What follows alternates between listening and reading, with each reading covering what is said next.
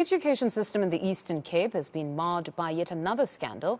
Teachers from Ntabankulu are being investigated for allegedly locking children up to go partying during a school trip. In a video that went viral, children were seen sleeping on a floor wearing their uniforms. Premier Oscar Mabuyane has called for swift action against those responsible.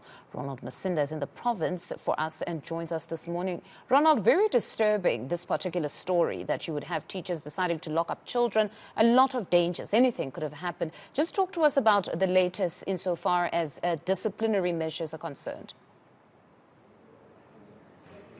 Fundo, a very good morning to you. Well, those images coming just days before the Education Department here in the Eastern Cape was about to launch their reading strategy. It is a program that is enabling children to be more upskilled in terms of reading here in the Eastern Cape. Without any further ado, I am joined by the MEC for Education here in the province.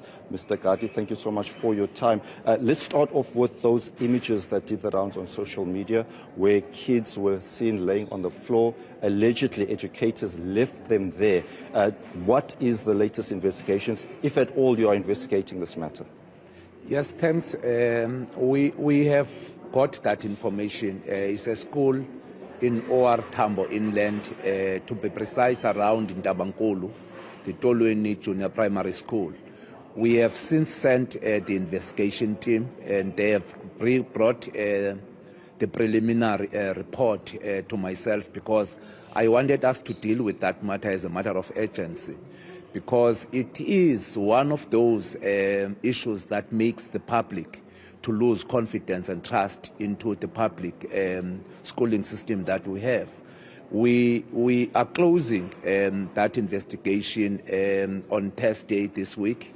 But however, we have then summoned all the teachers that were involved in that particular school in the tour, the trip that they undertook to Durban. It's a matter that we are looking very closely to it without compromising the investigations. But from where we are seated is part of those misconducts that needed to be snipped in the bud. Because you'll remember that kids, when they are brought to us, we then assume the parenthood in terms of the South African Schools Act. So there is no way that you can leave kids in that particular fashion, especially during the period of gender-based violence and femicide. Are these teachers suspended, Mr. Gadi, and what could have possibly led to their actions?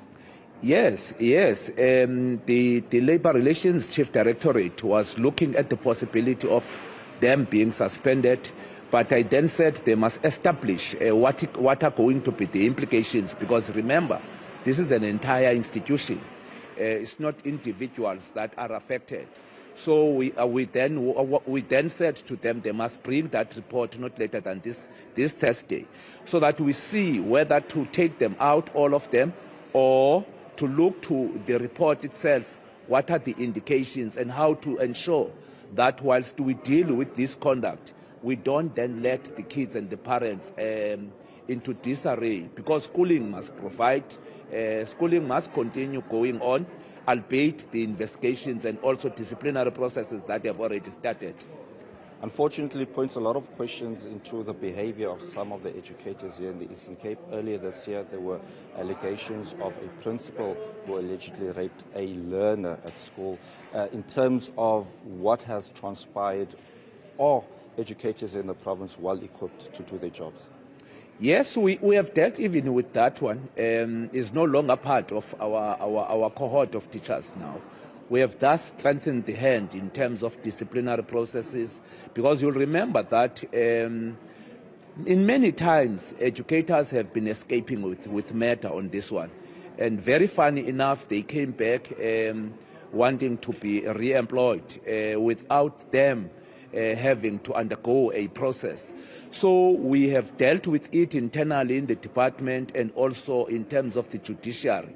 We have actually put up all the systems to ensure that we eliminate the rot within the system of education in the province. All right. Just in closing, reading strategy, in principle, it is a program that should help a lot of learners in the province. But what will be some of the challenges, given that there are about 5,000 schools here in the province alone?